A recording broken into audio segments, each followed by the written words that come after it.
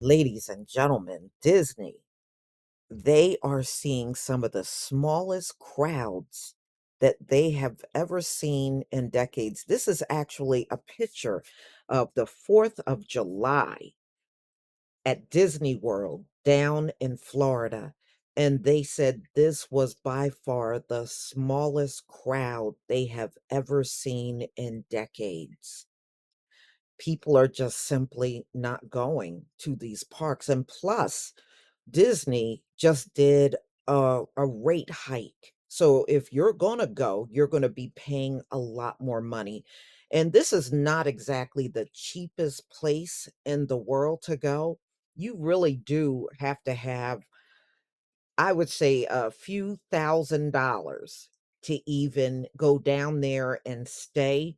We went back in 2002 and we had paid for our hotel in advance, and we took about 3 grand with us, and it was a good thing we took that amount of money. It is really pricey to be there.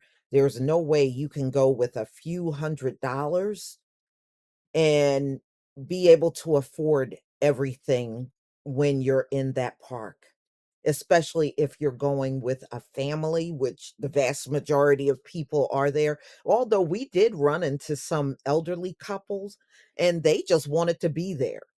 They didn't have any kids or no grandchildren with them. They just wanted to be in the park. We did run into a few people like that.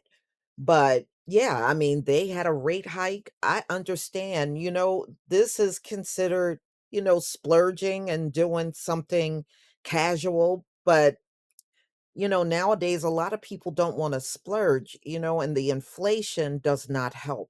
And I think another thing that has killed going to Disney World is the fight that's going on between Ron DeSantis and Disney right now.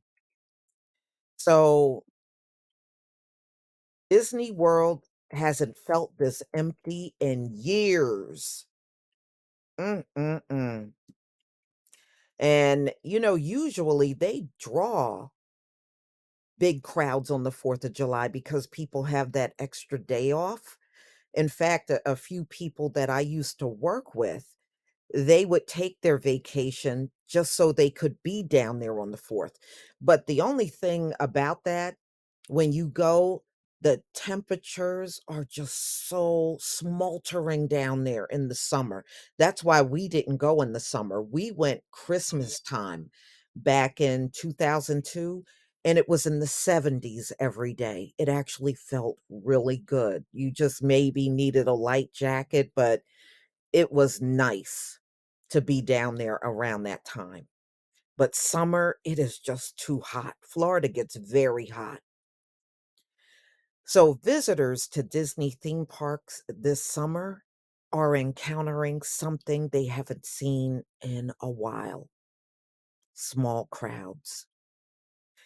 So they said no, their Independence Day weekend is usually um a good weekend for them. It's a good money making weekend.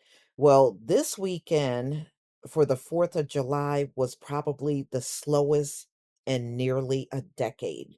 Executives said they expected weaker earnings from their park this year, and they know why. Rate hikes, they hiked up the prices of everything, and because they got such small crowds right now, they're noticing this summer, they are trying to rebound by offering all kinds of discounts for around Christmas time. Christmas time is usually their peak time.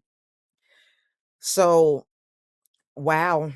I mean, and their theme parks, also small crowds. They said a lot of people are soured on visiting now. And remember, they used to call Disney the most magical place on earth. Well, I guess that magic is just not working anymore. So they face a unique set of challenges right now between losses. and a bunch of executives coming and going, and to the political fighting they're having with Ron DeSantis, revenue for the park is now plummeting. Wow. So Disney, they went to try to get a comment from them about their declining numbers and they did not respond. So park visitors, if you go now, the wait times are way lower because there's just not a lot of people there.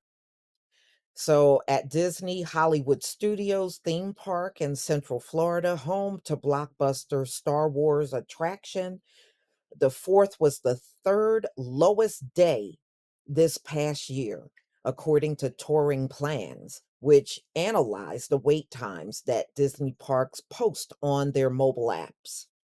Yeah, they do.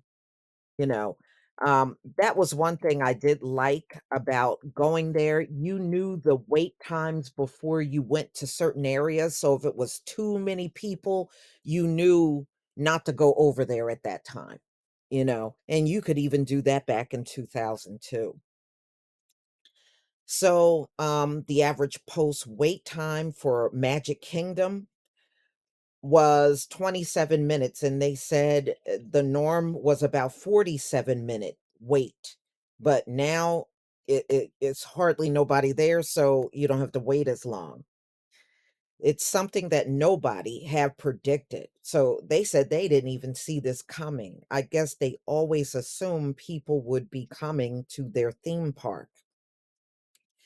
Disney and other theme park companies can adjust post wait times for rides to steer visitors towards and away from areas within the park.